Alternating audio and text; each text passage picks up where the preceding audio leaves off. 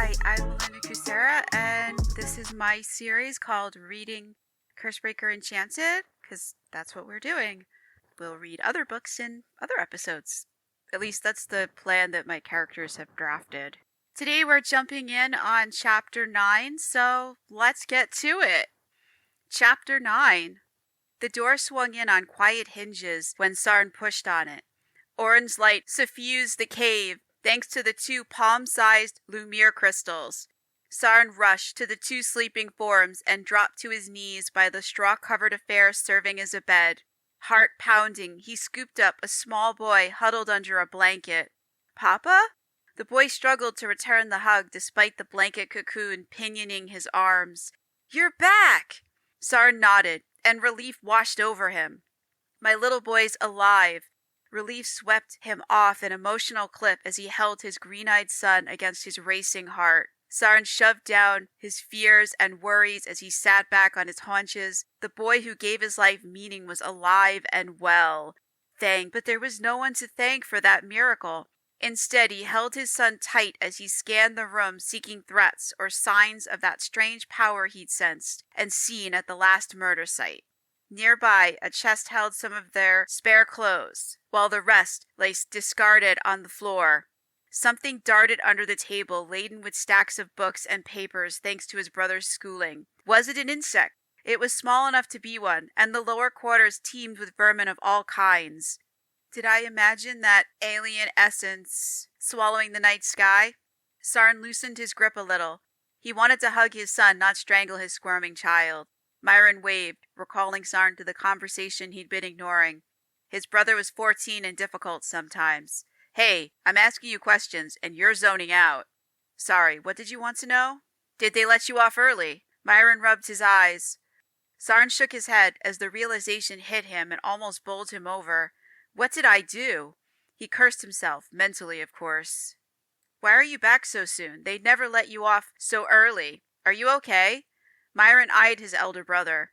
"You're all wet. What the hell happened out there?" "Wet," Rand complained, and his little face screwed up with distaste. The boy picked at Sarn's saturated tunic. "Sorry, I had to make sure you were okay." "We're okay. I wouldn't let anything happen. I thought you trusted me." "I do. Sarn broke off before he could get himself into any more trouble. "You're my anchor. Without your trust, I'd lose what sanity I have left." But he left that unsaid rather than frighten his brother with such a revelation. "You stay." Rand shook his head and tightened his grip on Sarn's tunic. "You must stay." Uh-oh. Rand's chin had a stubborn set to it, not a good sign. His son had turned 4 in mid-March. "I have to go back," Sarn said, hating his predicament. If he stayed, he'd be in serious trouble. "No, you left, you came back, now you have to stay." "I wish I could." It hurt to shake his head at his son's request, but I'm indentured. My time belonged to the ranger I ditched in the forest. Sarn felt the urge to bang his head into a wall at his stupidity, but he refrained for the sake of his son, who was shooting him determined looks. He has to go back. He'll be in trouble if he doesn't go. Worry creased Myron's face, which bore only a faint resemblance to Sarn's. They were only half-brothers, and so far they had only the non-magical half in common. The lucky teen glared at Sarn with brown eyes, and their dullness reassured Sarn. "I can live with my freakiness if my brother stays uncorrupted by magic." "If you go back, will you be in trouble?" Myron asked. "I don't know. I've never gone AWOL before." No one had, but Sarn kept that tidbit to himself. He ran a hand over his face, and his fingers brushed the scar running down the left side of it. A parting gift from Hadrival, the scar reminded him trouble stalked his every step. And when it leaves me alone, I look for it. The Rangers are right about me. I am a fool. "You must go back right now before you're missed. If you aren't gone too long, maybe you won't be in trouble." "No," Rand interjected. He clung to Sarn, wanting nothing more than his company. Myron's dull eyes urged Sarn to get up and go, but he didn't. Even his magic lay quiescent in his veins, neither arguing for nor against staying, but his heart pounded out its own demand, and his thoughts drifted back to the icy darkness obscuring the murdered child haunting him. It was like the dark damp of the lower quarters, and the similarity bothered Sarn. Is that wrongness already here? It might be, because I still don't know what it is. "No." Rand shook his head, and his vivid green eyes reminded Sarn of the dead boy's faded ones. "For the ghost boy, I must go back. There must be a clue to help me figure out what happens and why." Sarn hugged his son. Then what? Magic is illegal and you don't have any training, that damn voice of reason said. Sarn knew it was right. Movement caught his eye. Sarn scanned the room for its source and scowled at the hindquarters of a cockroach vanishing into a pile of dirty clothes. Its compound stare prickled his skin with its concentrated malevolence. His cave no longer felt like a refuge. Rand shivered in his arms, and Sarn held his sensitive son close to his heart. Whether I stay or go, I must safeguard my son. But how? Sarn glanced about for answers. Myron saw his brother wavering, and his scowl deepened. I must make my daft brother see sense. And he knew what to say. Rand opened his mouth to add more incentive to stay, but he never got a word out. Myron reached out to remove his nephew from the equation, but the canny boy dodged him and shot a determined look at his uncle. Rand recognized the game, and his keen eyes accepted the challenge. Damn, those piercing emerald orbs let Myron know his nephew intended to win. They both played for keeps. I don't want Sarn to go back out there. But the stupid fool indentured himself. Myron glared at the mark of the indentured, and that hated patch glared back from under Sarn's cloak. An eye slashed through a howling wolf on a gold circle, and below it squatted the name of his brother's master, the goddamn Lord of the Mountain himself. Where does all this anger come from? Sarn indentured himself for me so I could attend school. Myron swiped at the insect buzzing around his ear, sending the damn thing careening into a pile of clothes. Sarn must go back. There were consequences for going AWOL, and they threatened Myron's plans. Shortening Sarn's term of indenture was his goal. So his brother must go back right now. Myron opened his mouth to renew the argument, but closed it when he caught sight of his frowning nephew. Rand gave his uncle a look declaring a state of war existed between them. When had it not? Myron quashed the bitter laughter bubbling up, but not the jealousy gnawing at his heart. True, the Tyke had an unfair advantage, but he'd lose that battle. Myron smiled at his nephew. It's time to knock some sense into my magic-addled brother. Since Sarn wasn't the brightest Lumiere crystal in the box, he didn't notice the rivalry between his son and brother, and Myron was glad he didn't. You must go back, Myron said, readying his winning argument. Sarn gave his brother a slow nod. Myron was right, as usual. His indentured status conferred no rights. I must follow orders until my ranger masters dismiss me for the night. But I won't risk my son. What can I do to protect the boy while I'm gone? As Sarn cast about for an answer, he met the button eyes of his stunned stuffed bear, and some of his distress ebbed away. There was something odd about Rand's toy, but his mind failed to dredge up what it was. No, Papa stays here, and we have adventure. Rand glared at his uncle, making it clear by we he meant himself and his father, no uncles allowed. I'll take you on an outing when I return, Sarn assured him. No, now.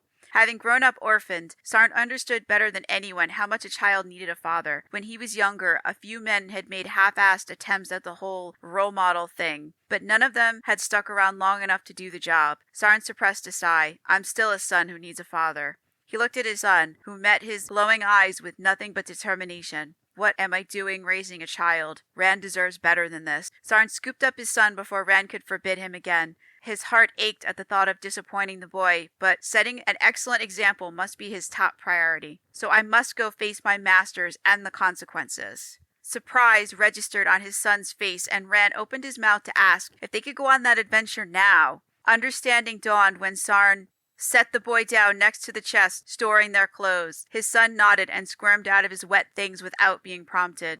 The poor child shivered in the damp, chill air of the cave while he bundled him into dry clothes, then wrapped his son in a blanket. Rand popped his thumb into his mouth and blinked sleepy eyes as he laid the boy down on the straw tick and took a seat next to it. Myron opened his mouth, but his dislike of the Rangers gave the team pause. Sarn shook his head. I woke him up. I'll put him back down for the night. Then I can slip away without feeling too guilty, assuming I find some way to protect my son in my absence. You want to hear a story? Rand nodded, surprised by the offer. Usually Myron read him stories, since the teen could read. Sarn watched the diversion take hold and bear fruit. Good, because I need more time to think. There must be something I can use to protect my son. Rand accepted his stuffed bear and snuggled in close, believing he'd gotten his way.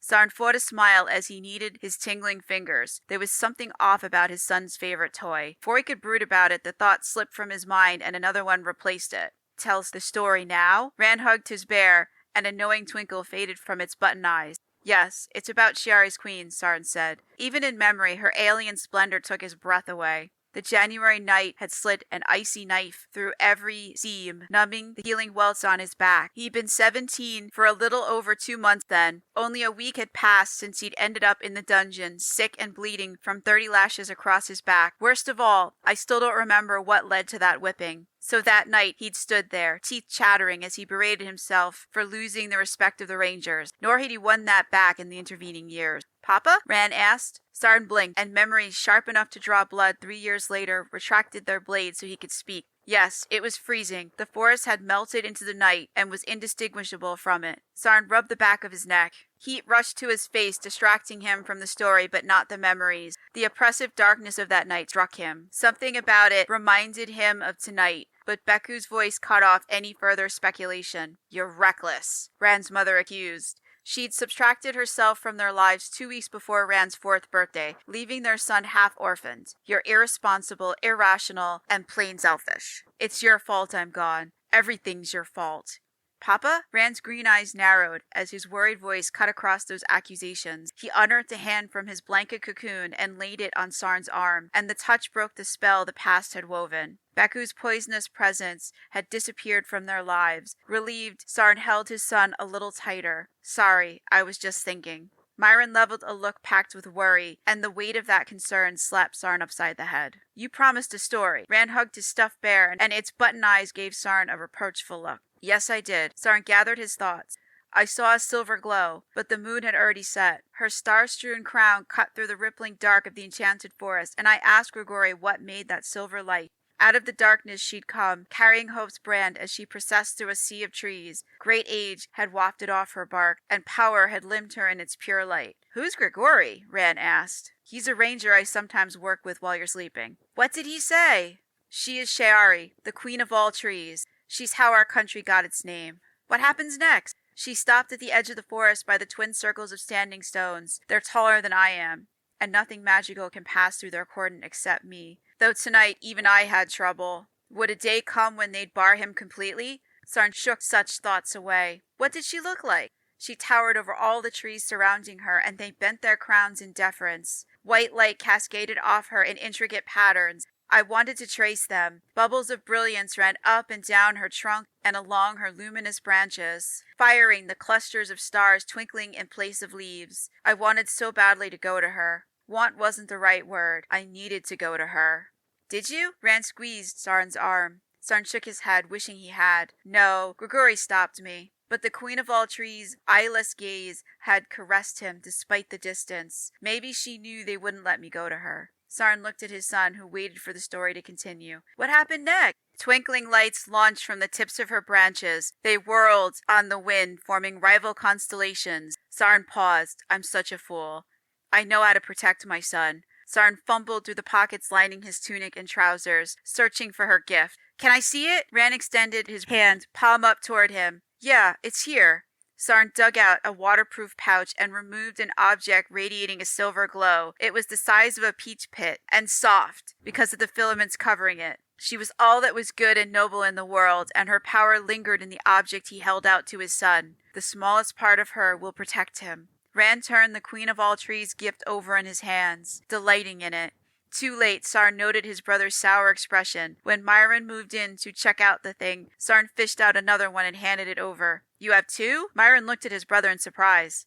"Half a dozen, actually. The air was thick with them." Sarn shrugged and pulled out 4 more. He pocketed anything odd he came across, since it made great fodder for conversations. Rand accepted another one with a grateful smile. Sarn returned the remaining 3 to his waterproof pouch and laid it by his son in case 2 weren't enough. "Sarn, I know." "Yeah, but will you?" Myron gave him the look. Sarn nodded. His plan of telling his son a story to put the child to sleep had failed. Rand was more awake now than before, and curious too. "But I safeguarded my son, so my mission is a success." "What do you think it is?" Myron handed the luminous item back to Sarn. "A seed, maybe? I'm not sure." Sarn shrugged. "I never gave them much thought until now. But she must have known I'd need the gift someday. What a wonder she was." "You don't want to hang on to one?" Sarn held out a seed to his brother. In his hand, it pulsed with the Queen of All Trees' power. Myron shook his head. "No, we'll be fine here. You hang on to them for luck." "Thank you." Sarn slid the seed into a waterproof pouch. Myron held his hand out to his nephew, but Rand hugged his treasures to his chest and shook his head. It's okay, Sarn said to his brother, then to his son. You keep those. It's a gift twice given, once to me and now to you. Their light would shield his son from the dark power he'd sensed, and his brother too. Myron glanced at the door. Sarn rose to take his punishment like the man he kept claiming he was. No, Rand said, without taking his eyes off the seeds. They were enormous compared to his little fingers. Keep those with you until I return. Damn the Rangers and their need to control my every waking moment. At least it gives me an excuse to march back outside and separate fact from fancy. If there was some dark force at work, I want to know. Maybe there's something I can do about it. Rand nodded and readied another argument, but Myron cut him off. You don't need his permission to go, Myron reminded him. Sarn nodded reluctantly. His brother was right, but Rand owned part of his free time. If my son gives permission, it'll make the leaving less painful since I already have Myron's blessing. I'll take you somewhere nice as soon as I return, and you too, Myron, when you get a break from school. I know it's hard having me gone so much. Sarn stared at his hands, wishing he could do more, but there isn't enough time. I'm always letting one of them down. I must try harder. Rand considered his offer and ignored the pointed glares his uncle sent.